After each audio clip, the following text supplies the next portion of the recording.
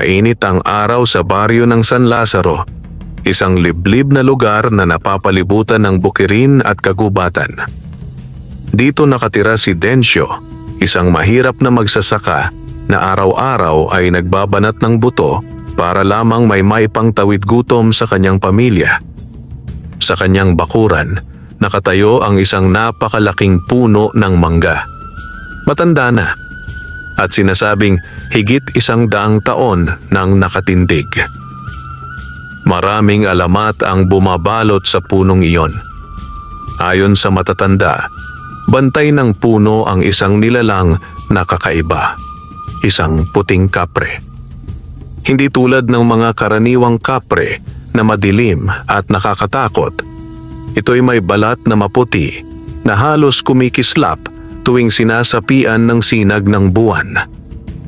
Si Dencio lamang ang tanging mortal na nakakakita at nakakausap sa kanya. Ang kapre ay naging matalik na kaibigan niya, isang kaibigang handang makinig sa lahat ng hinanakit ng magsasaka. Isang hapon, habang nagbubungkal ng lupa malapit sa ugat ng mangga, may tumama ang itak ni Dencio sa tila matigas na bagay. Hinukay niya ito ng dahan-dahan at laking gulat niya nang mabungkal ang isang kakaibang bagay. Isang gintong punyal na nakabaon sa mismong ugat ng puno. Ang hawakan nito ay may ukit ng mga sinaunang simbolo at ang talim ay kumikislap na tila apoy na ginto. Napahinto si Dencio. Agad niyang tinawag ang puting kapre. Mula sa makapal na usok ng tabako na parang biglang sumulpot sa hangin, bumaba ang higanting kaibigan mula sa puno. Dencio! Mabigat at malalim ang tinig ng kapre. Ang hawak mong punyal ay hindi isang karaniwang sandata. Iyan ay isang pamana ng mga diwata, nilikhang pangontra sa mga nilalang ng dilim. Kinilabutan si Dencio. Punyal? Para saan ba talaga ito? At bakit dito sa puno ng mangga nakabaon? Humigop ng usok ang kapre at tumanaw sa malayo. Maraming taon na ang nakalipas, may isang albularyong nagtatangkang maghari-harian sa baryong ito. Siya ay nagpakasal sa isang aswang at mula noon, ginamit niya ang itim na mahika upang takutin at alipinin ng mga tao. Ngunit isang mandirigmang pinili ng mga diwata ang lumaban sa kanya. Sa labang yon, ginamit ang gintong punyal na iyan. At dito ito isinuksok upang hintayin ang muling pagkakailangan. Napalunok si Dencio. Sa puso niya, ramdam niyang hindi ito simpleng pagkakataon. Kung bakit siya ang nakahukay ng punyal, hindi niya mawari. Ngunit alam niyang magsisimula na ang pagbabagong magpapaikot sa kanyang tahimik na buhay. Hindi nagtagal, kumalat ang balita sa baryo. May mga inggiterong magsasaka na agad nagduda at nag-isip na baka ginagamit ni Dencio ang punyal upang yumaman o makakuha ng kapangyarihan. Sa kabilang banda, narating din ng balitang ito ang tainga ng isang makapangyarihang albularyo, si Mang Gaspar, na lihim palang isa ring aswang. Sa isang gabi ng kabilugan ng buwan, habang tahimik na natutulog ang pamilya ni Dencio, isang malamig na hangin ang dumaan. Narinig niya ang tinig ng kanyang kaibigang kapre. Mag-ingat ka, Dencio.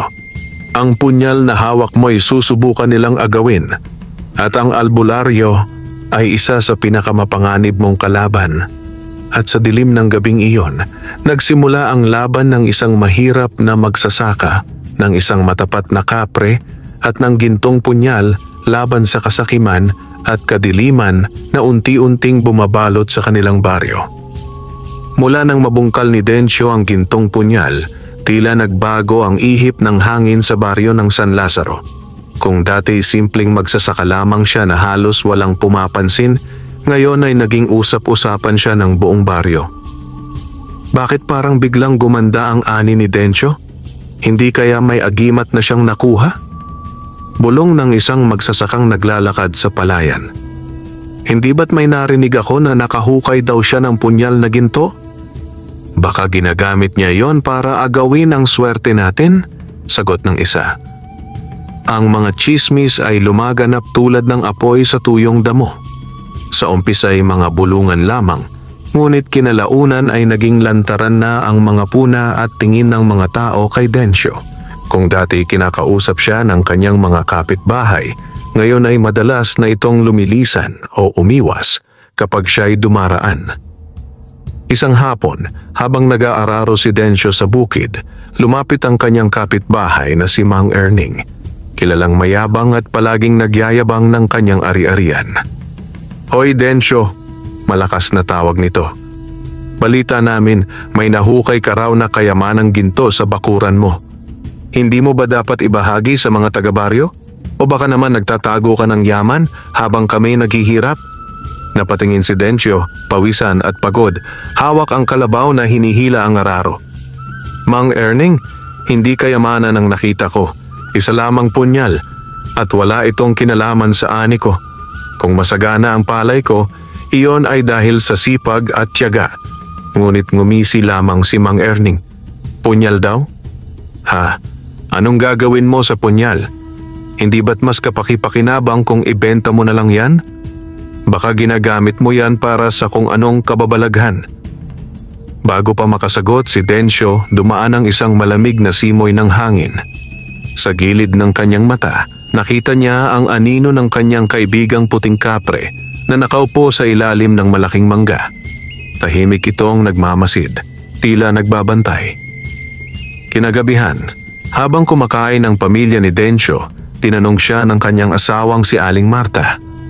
"Densyo, totoo ba ang sabi ng mga tao? Sila raw ay nagdududa na kaya umaasenso tayo kahit papaano ay dahil sa punyal na yon. Hindi mo ba dapat itago o ilihim ng husto? Baka agawin nila." Napabuntong hininga si Densyo. "Marta, hindi ko alam kung bakit ako ang nakahukay noon, pero nararamdaman kong may dahilan. Hindi ito basta kayamanan, kundi isang tungkulin. Hindi ko ito pwedeng basta ibenta o itapon." Sa labas ng kanilang tahanan, nagtipon-tipon ng ilang magsasaka. Pinamumunuan ni Mang Erning, kasama sina Mang Lando at Mang Pilo, kapwa na iinggit kay Densyo. "Ako'y may kilala," ani Mang Erning, pabulong ngunit puno ng yabang. "Isang albularyo na maaaring tumulong sa atin. Kung totoo ngang may kapangyarihan ang punyal na iyon, siya lamang ang makakaalam kung paano ito kukunin kay Densyo." Sabay-sabay silang nagkasundo at sa gabing iyon, nagsimula na ang balak na magpahamak sa isang simpleng magsasaka dahil lamang sa kasakiman at inggit. Samantala, mula sa lilim ng malaking puno ng mangga, muling nagsalita ang puting kapre kay Densyo. "Maganda ka, kaibigan.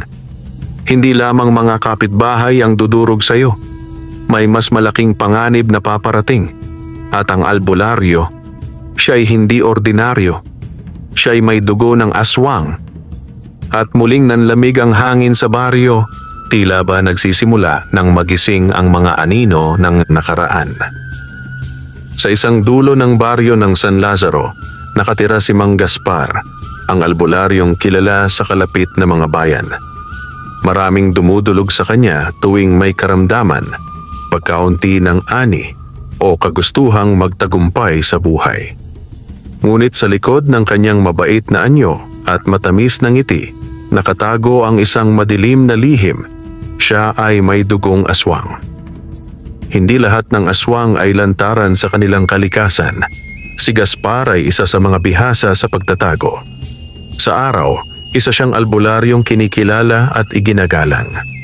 Ngunit sa gabi, sa ilalim ng buwan, naglalabas siya ng kakaibang lakas at uhaw sa dugo.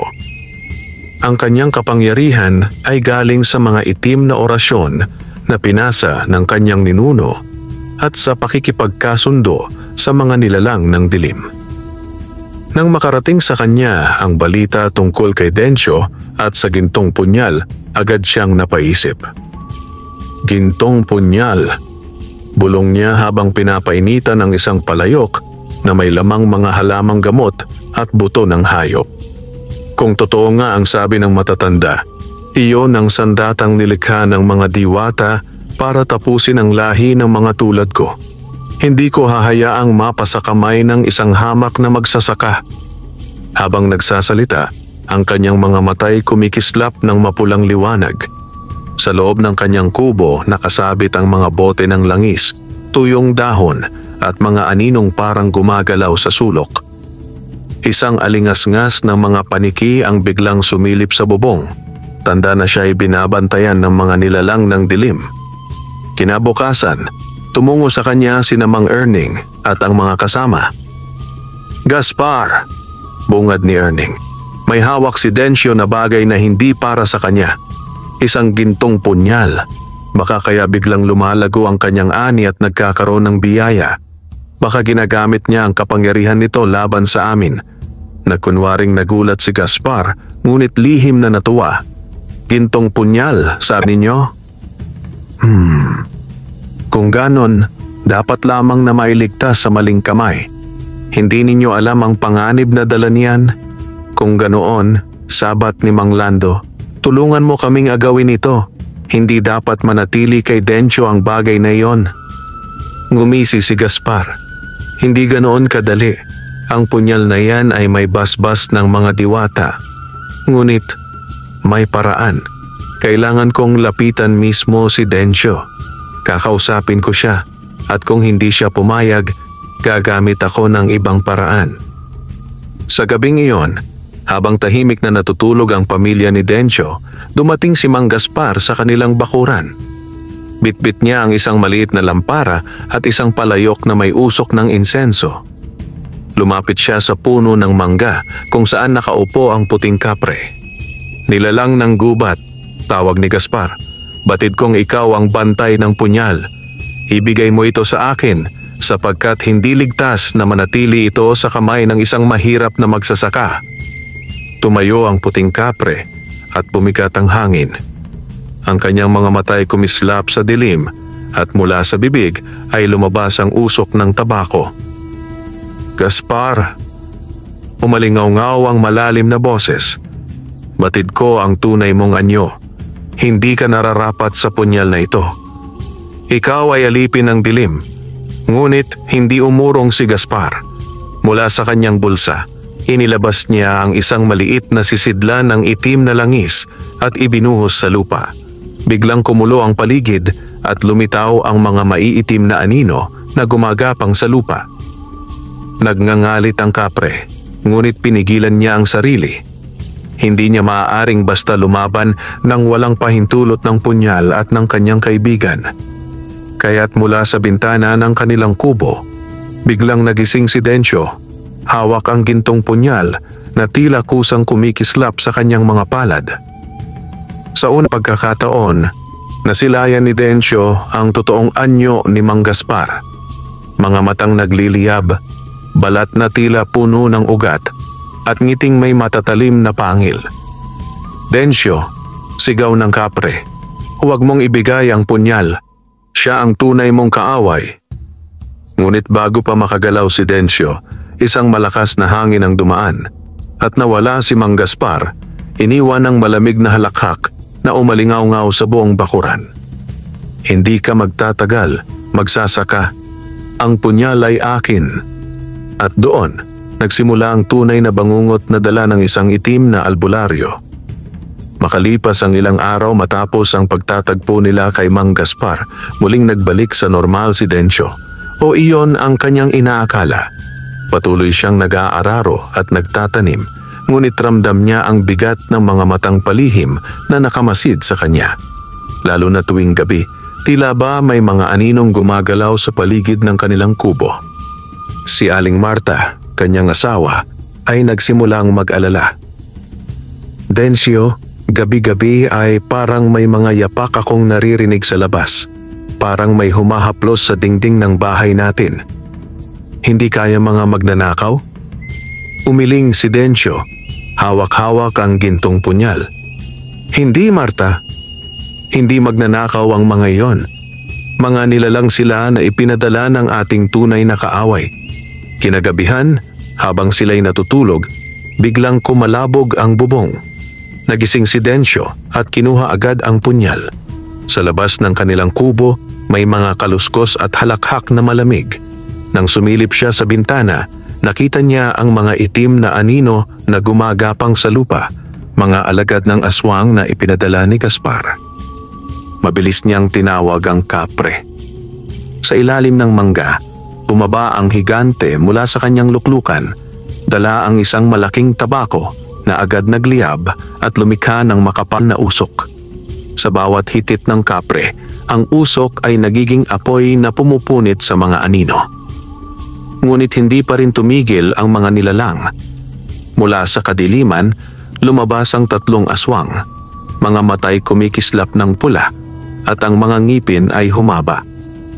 Ang kanilang mga katawan ay payat ngunit malakas at sa bawat hakbang ay naririnig ang dagundong ng kanilang pagkauhaw sa dugo. Densyo, usal ng isa. Habang naglalaway, ibigay mo sa amin ang punyal at tatapusin na ang iyong paghihirap. Humarap si Densyo, nanginginig man, ngunit hawak ang gintong punyal na tila kumikislap na apoy sa kanyang mga palad.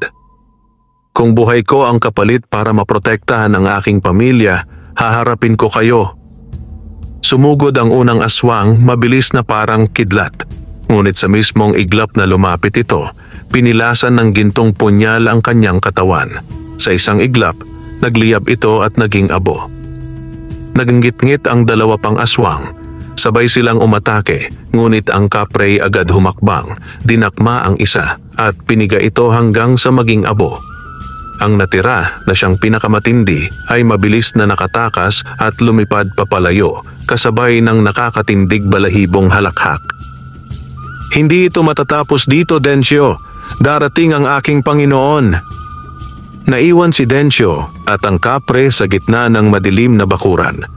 Ang lupa ay puno ng abo at ang paligid ay nanatiling malamig at nakakatakot. Lumapit ang kapre kay Densyo at nagsalita. Ngayon nakita mo na, kaibigan. Hindi ito ordinaryong laban. Magsisimula na ang digmaan ng liwanag at dilim sa baryong ito at ang punyal na hawak mo, iyon lamang ang tanging sandata laban sa kanila. Ngunit hindi alam ni Densyo na sa malayo mula sa gilid ng kakahuyan nakamasid si Mang Gaspar. Sa tabi niya ay nakatayo ang huling nakatakas na aswang, nakayuko at naguulat. Magaling, wika ni Gaspar, may ngising puno ng kasamaan. Ngayon ay alam ko na kung gaano kalakas ang punyal. Ngunit hindi sila magtatagal. Sa susunod, hindi lamang mga alagad ang aking ipapadala, kundi ang aking buong kapangyarihan. At sa katahimikan ng gabi, ang hangin ay tila bumigat, tanda ng paparating na mas malupit na panganib. Kinabukasan, matapos ang nakakatindig balahibong pagsalakay ng mga alagad ng aswang, hindi mapakali si Densyo. Habang nagsasaka, paulit-ulit niyang iniisip kung bakit siya ang nakahukay ng punyal at kung bakit tila siya ang naging sentro ng lahat ng kaguluhan. Sa ilalim ng lilim ng malaking puno ng mangga, umupo siya kasama ang kanyang kaibigang puting kapre. Ang higante ay humithit ng tabako at ang makapal na usok ay dahan-dahang bumuo ng mga imahe sa hangin. Densyo, wika ng kapre, panahon na upang malaman mo ang tunay na kasaysayan ng hawak mong punyal. Naganyong mga figura ang usok, mga mandirigmang sinauna, nakasuot ng baluti, hawak ang gintong punyal. Sa kanilang paligid ay mga aswang at iba pang halimaw na nagngangalit. Noong unang panahon, bago pa man dumating ang mga Kastila, nagkaroon ng labanan sa pagitan ng mga diwata ng liwanag at ng mga nilalang ng kadiliman. Sa labang iyon, lumikha ang mga diwata ng isang sandatang may kapangyarihang wasakin ang anumang anak ng dilim. Ito ang gintong punyal.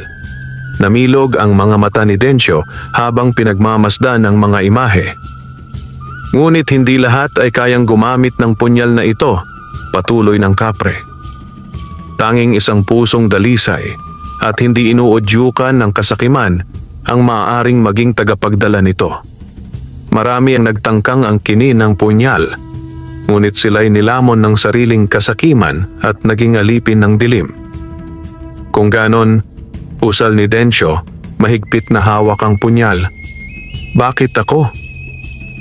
Isa lamang akong hamak na magsasaka.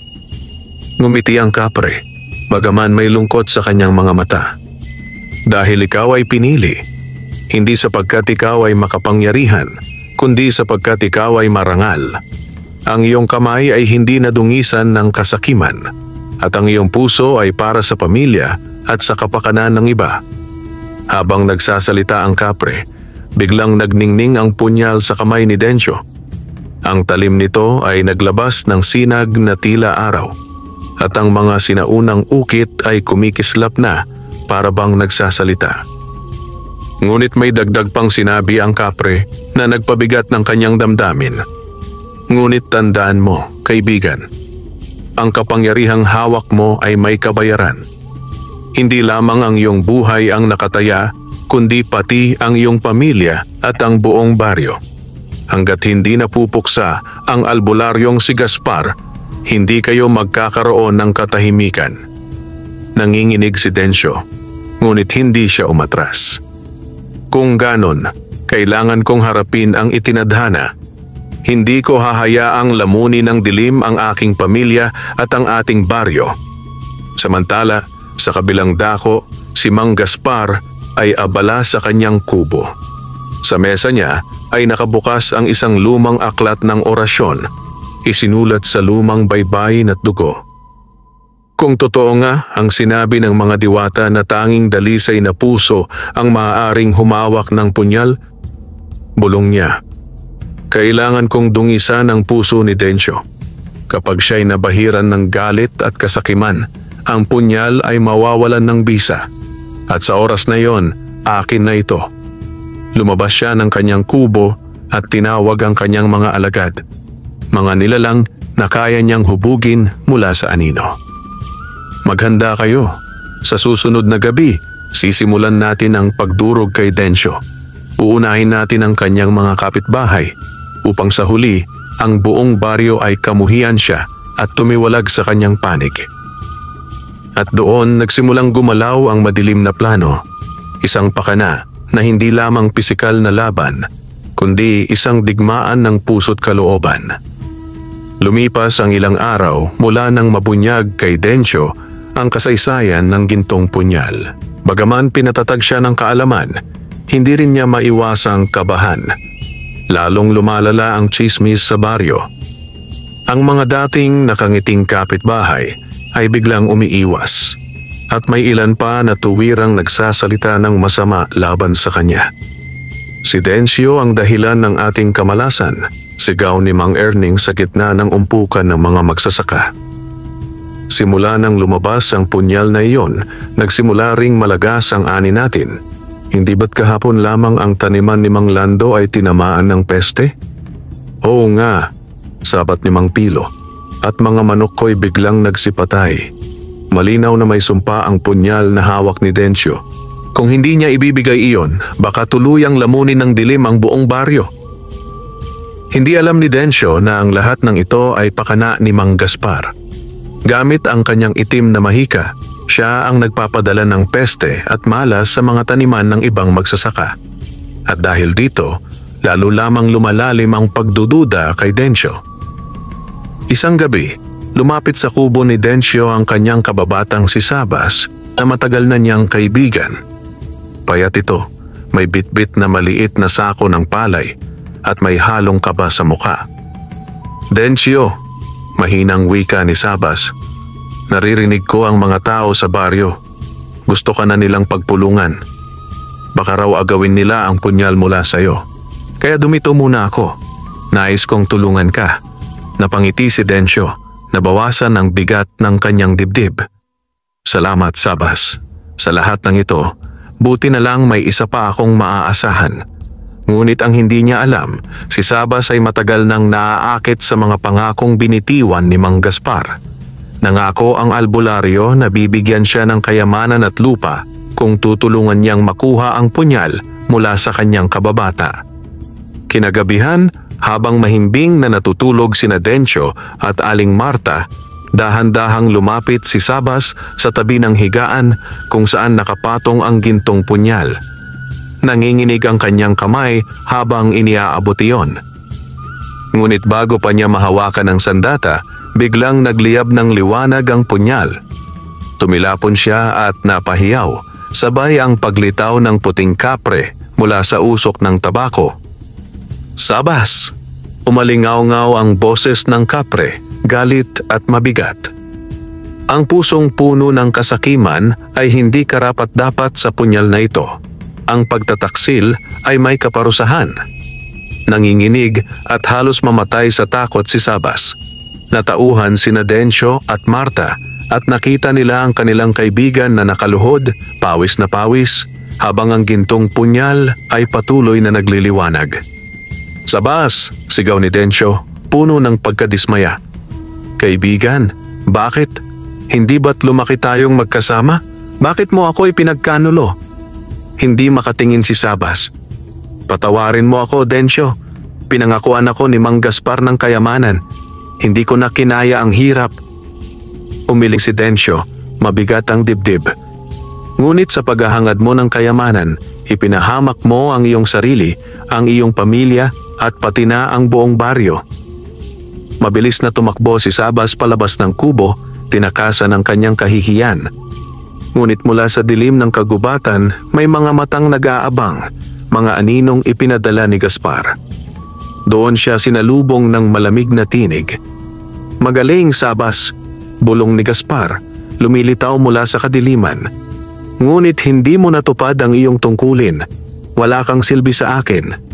At bago pa man makasigaw si Sabas, nilamon siya ng mga anino. Wala nang iniwan kundi ang kanyang malabong halakhak na dahan-dahang naglaho sa gabi. Kinabukasan, kumalat ang balita sa baryo. Si Sabas ay hindi na nakauwi. May mga bakas ng kanyang yapak hanggang kagubatan, ngunit doon na ito natigil. Si Dencio, hawak ang punyal, ay lalong nakadama ng bigat. Hindi na lamang mga halimaw ang kanyang kalaban, kundi pati ang kasakiman at taksil na puso ng kapwa niya tao. Ang araw ay sumikat na tila wala ng kasaysayan ang nagdaang gabi, ngunit sa baryo ng San Lazaro, ramdam ng lahat ang pangamba. Ang pagkawala ni Sabas ay usap-usapan at marami ang nagsasabing sumpa raw ito ng gintong punyal ni Dencio. Kung hindi niya hawak ang punyal na iyon, wala sanang nangyaring masama, bulong ng isang babae sa palengke. Tama, hanggat hindi niya ibinibigay iyon, lalong lalala ang ating kamalasan, dagdag ng isa. Narinig lahat iyon ni Dencio habang naglalakad papuntang bukirin. Mabigat ang kanyang dibdib, ngunit pinilit niyang manatiling matatag. Alam niyang hindi ang punyal ang may sala, kundi si Mang Gaspar at ang mga nilalang na nasa ilalim ng kanyang kapangyarihan. Habang nag-aararo si Dencio, biglang humuni ang mga uwak sa itaas. Ang kalabaw niya ay nag-alboroto, tila nakaramdam ng kakaiba. At mula sa gilid ng palayan, dahan-dahang lumitaw ang tatlong lalaking pamilyar sa kanya, sina Mang Erning, Mang Lando at Mang Pilo. Ngunit iba na ang anyo nila, namumutla, may mga mata na mapupula at ngiting nagtataglay ng pangil. "Dencio," wika ni Mang Erning, mababa ang tinig na may halakhak. "Panahon na. Ang punyal ay hindi iyo. Kami ang nararapat na magmay-ari." Nanlaki ang mata ni Dencio. "Mang Erning, anong ginawa sa inyo ni Gaspar?" Ngumisi si Mang Lando. Ipinakita ang kanyang mga ngipin na mahaba at matalim. "Hindi ginawa, kundi ibinigay. Binigyan niya kami ng lakas, kapangyarihan at katiyakan. Bakit kami magpapakahirap pa sa pagsasaka kung maaari naming makuha ang lahat sa isang iglap?" Nanginginig si Dencio, ngunit mahigpit niyang hinawakan ang gintong punyal. "Nagbenta kayo ng kaluluwa ninyo. Hindi ito kapangyarihan. Ito'y sumpa." Sumugod ang tatlo. Ang kanilang mga katawan ay gumalaw na parang hayop. mabilis at mabangis. Mabilis na umatras si Dencio, itinaas ang punyal at sa isang iglap ay kumislap ito ng gintong liwanag. Tumama ang una nilang pag-atake, ngunit natigil nang itapat ni Dencio ang punyal. Ang kanilang balat ay parang nasusunog sa liwanag. Napasigaw si Mang Tilo habang umaatras, ngunit agad siyang sinunggaban ni Dencio at tinaga ng punyal. Nagliyab ang kanyang katawan at naging abo sa mismong palayan. "Isa na lang," sigaw ni Dencio, hingal na hingal. Ngunit bago siya makagalaw, dumating ang puting kapre. Mula sa gilid ng punong mangga, humakbang ito patungo sa bukid, ang mga paay dumadagundong sa lupa. Isang higanting kamao ang dumapo kay Mang Lando at sa isang hampas lamang ay bumaon siya sa putikan, wala ng buhay. Si Mang Erning na lamang ang natira, ngunit mas lalo itong nagngit-ngit. Ang kanyang mga matay naging lubos na pula at ang kanyang mga kuko'y humaba na parang mga patalim. Sumugod siya kay Dencio at halos maagaw ang punyal. Ngunit biglang nagliyab ang sandata at sa mismong kamay ni Dencio, itinaga niya ito sa dibdib ng dating kapitbahay. Sa huling sandali, sumigaw si Erning, "Dencio, sana'y lamunin ka rin ng punyal na yan." At tuluyan siyang naging abo na dinala ng hangin. Humihingal at nanginginig si Dencio, hawak pa rin ang kumikislap na punyal.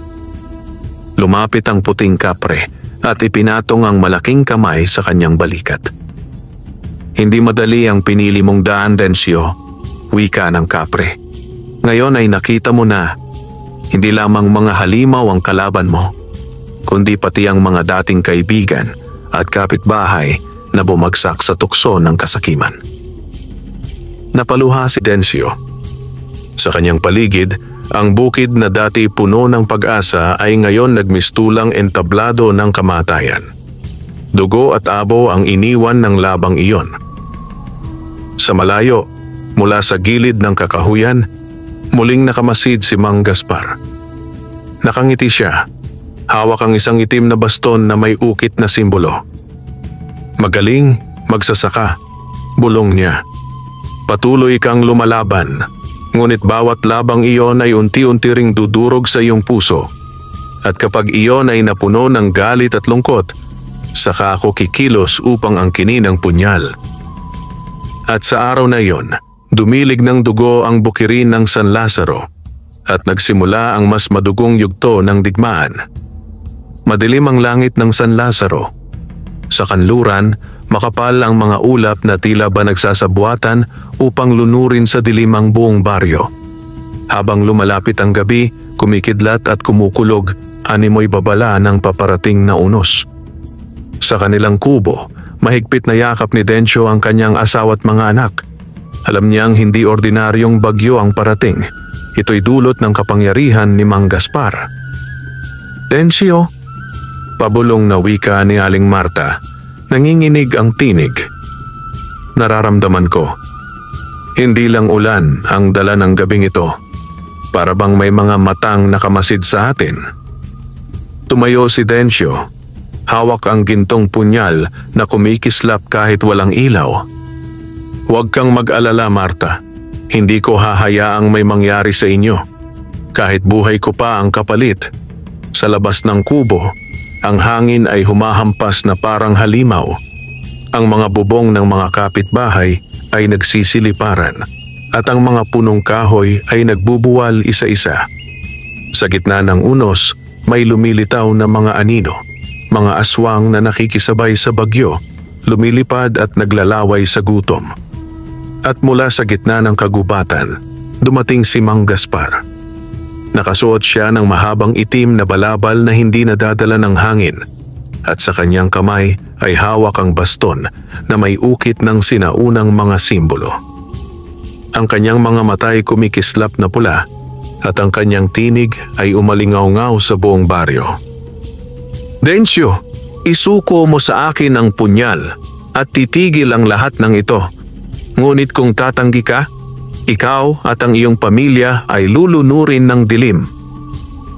Lumabas si Dencio sa kanilang kubo. kasabay ng kanyang kaibigang puting kapre na bumaba mula sa punong mangga. Ang higante ay humitit ng tabako at sa bawat usok na nilabas nito ay nabubuo ang mga apoy na pumupunit sa mga nilalang ng kadiliman. "Gaspar!" sigaw ni Dencio, nakataas ang punyal. "Hindi ko ibibigay sa iyo ang sandatang ito. Ang punyal ay hindi para sa kasamaan. Ito'y para sa pagtatanggol ng mga inosente." Natawa si Gaspar, isang halakhak na naghalo sa kulog. "Inosente? Ang mga tao sa baryo ay galit na sa iyo, Dencio. Hindi mo ba naririnig ang mga bulong? Ikaw ang sinisisi nila sa lahat ng kamalasan. Sa huli, ikaw ang magiging sanhi ng kanilang kapahamakan." Sa isang iglap, kumilos ang mga aswang. Sumugod sila kay Dencio, nagngangalit at naglalaway. Ngunit itinapat ni Dencio ang gintong punyal at sa bawat hagod ay napupunit ang kanilang laman at nagiging abo. Sa tabi niya, ang puting kapre ay nakikipagsalpukan, sinasagupa ang mga nilalang ng bagyo gamit ang kanyang higanting kamao at apoy mula sa usok. Ngunit si Mang Gaspar mismo ang pinakamapanganib. Itinaas niya ang kanyang baston at mula rito'y lumabas ang kidlat na tumama sa lupa, naglikha ng malaking bitak at apoy.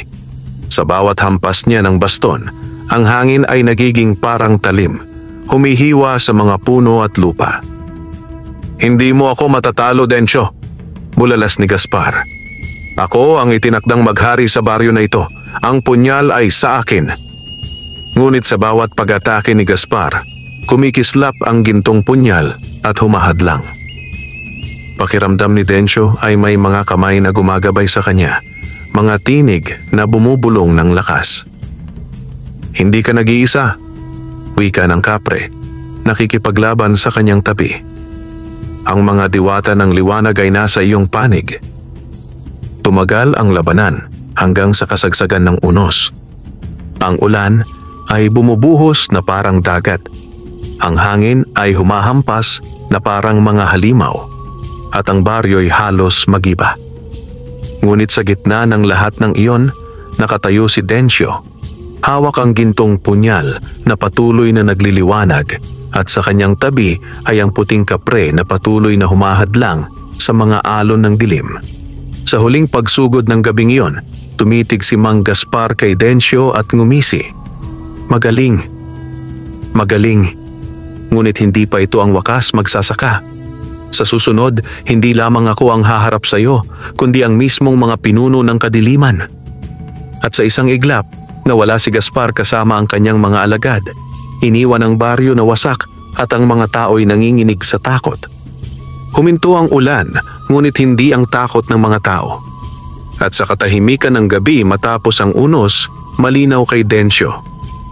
Ang pinakamalupit na laban ay paparating pa lamang.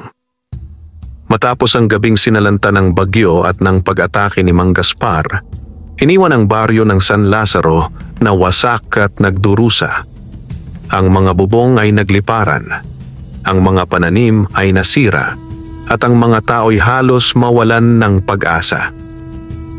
Ngunit higit sa lahat, ang tiwala ng mga tao kay Dencio ay tuluyan ng naglahong parang usok. "Ano bang silbi ng punyal na iyan?" Sigaw ng isang matandang babae sa gitna ng baryo. "Kung talagang dala iyan ng kabutihan, bakit tayo napahamak?" "Dencio, isuko mo na iyan. Hindi ka bayani.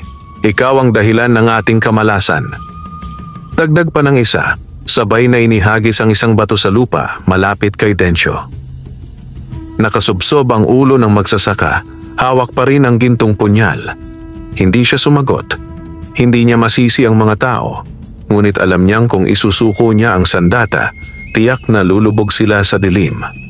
Sa tabi niya, ang puting kapre ay nakaupo sa ilalim ng punong mangga, nakamasid at tila nag-iipon ng lakas. "Dencio," wika nito, mabigat at malalim. "Panahon na upang harapin mo si Gaspar sa huling pagkakataon. Ang punyal ay maglalaho sa kamay ng mga hindi karapat-dapat, ngunit sa iyo, ito'y mabubuhay. Huwag mong hayaang matalo ka ng takot. Kinagabihan, muling bumalik si Mang Gaspar. Ngunit hindi na siya katulad ng dati. Ang kanyang katawan ay balot ng itim na usok. Ang kanyang mga matay nag-aapoy ng pulang liwanag at ang kanyang balat ay puno ng mga uring parang bato. Tila ba siya mismo ay naging isang halimaw na pinaghalo ang tao at aswang. Dencio, umalingaw-ngaw ang kanyang tinig na parang kulog. Ito na ang wakas. Ang iyong punyal, ang iyong kapre at ang iyong buhay, lahat ay magiging akin. Kasama niya ang isang hukbo ng mga nilalang ng dilim, mga aswang na lumilipad, mga aninong gumagapang, at mga halimaw na hindi pa nasilayan ng mga taga-baryo. Ang mga tao ay nagsipagtago sa kanilang mga kubo, nanginginig sa takot, habang si Dencio at ang kapre nakatayo sa gitna ng kalsada, handang salubungin ang unos. "Gaspar!" sigaw ni Dencio, itinataas ang punyal na nagliliwanag sa gabi. "Hindi mo na madadala ang baryo na ito sa dilim. Hanggat humihinga ako, ipagtatanggol ko ang aking pamilya at ang aming bayan." Nagsimula ang labanan. Ang hukbo ng mga nilalang ay sumugod, ngunit sinalubong sila ng gintong liwanag ng punyal.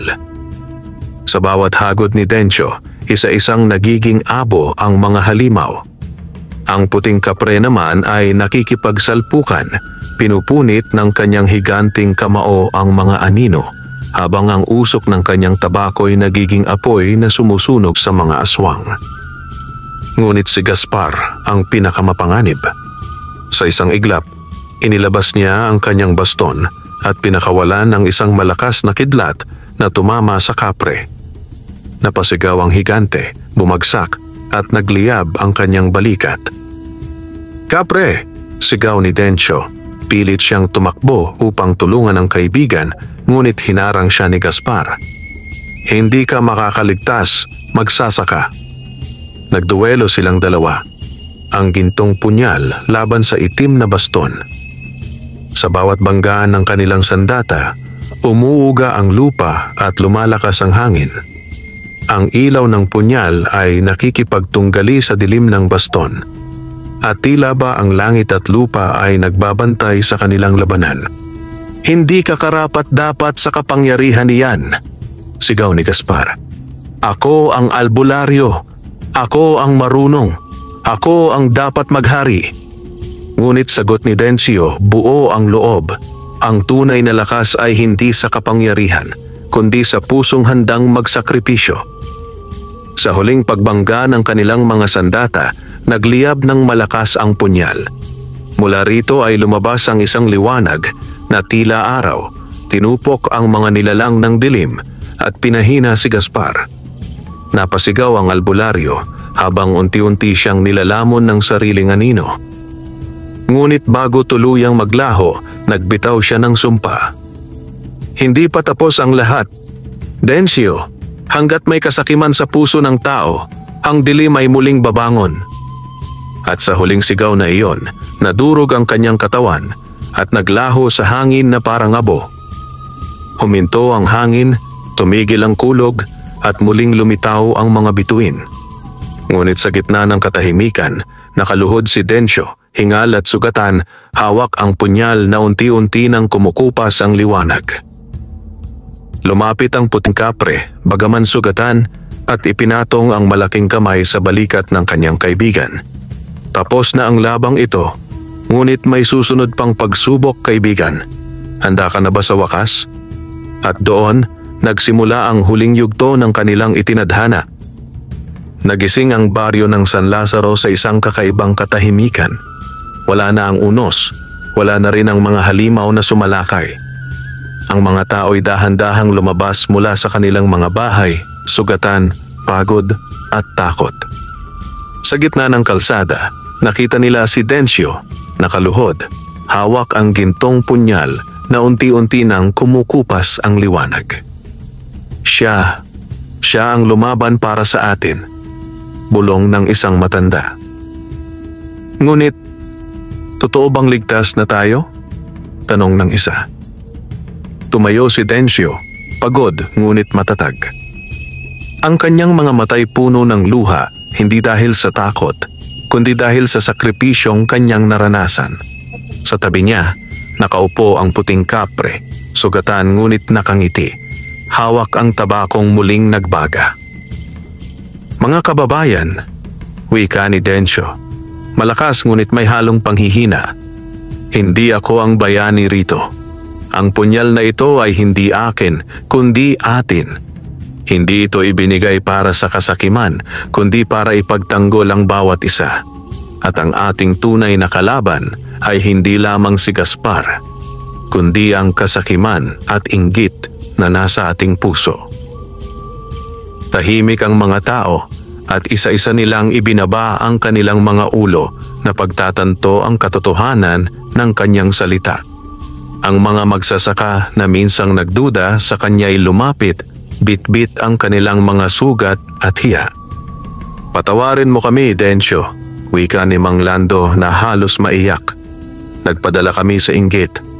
Sa halip na maging kakampi, kami naging pasanin. Kung hindi dahil sa iyo, baka nilamon na ng dilim ang buong baryo.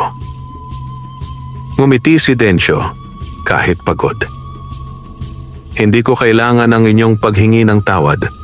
Ang mahalaga, natutunan natin na ang liwanag ay nagmumula lamang kapag tayo'y nagkakaisa. Lumapit ang kapre at inilapit ang kanyang malaking palad sa punyal. Sa paghipo niya, muling nagningning ang sandata, ngunit pagkatapos ay dahan-dahang naglaho ang liwanag nito hanggang sa ito'y naging isang karaniwang punyal na lamang. Ang punyal ay natapos na ang kanyang tungkulin, paliwanag ng kapre. Ngunit tandaan mo, Dencio, ang tunay na kapangyarihan ay wala sa sandata, kundi sa taong handang magsakripisyo para sa iba. At ikaw ang nagpatunay niyan. Muling umihip ang hangin, ngunit ngayon ay malamig at payapa. Ang langit ay luminaw, at ang unang sikat ng araw ay tumama sa baryo, tila ba nagbabadya ng bagong simula. Sa sumunod na mga araw, nagsimulang bumangon muli ang San Lazaro. Sama-samang nagayos ng mga kubo, muling nagtanim ng mga palay, at muling nagtulungan. Si Dencio ay hindi na lamang tinitingnan bilang isang mahirap na magsasaka, kundi bilang isang huwaran ng tapang at kabutihan. Ngunit sa kanyang puso, batid niya ang huling mga salita ni Gaspar. Hanggat may kasakiman sa puso ng tao, ang dilim ay muling babangon. Kaya't alam niyang ang kanyang laban ay hindi pa ganap na tapos.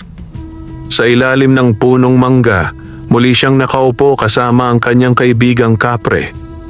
Kaibigan, wika ng higante, humitit ng tabako.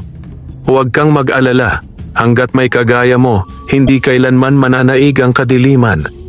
Ngumiti si Dencio, nakatingin sa unti-unting pagsikat ng araw.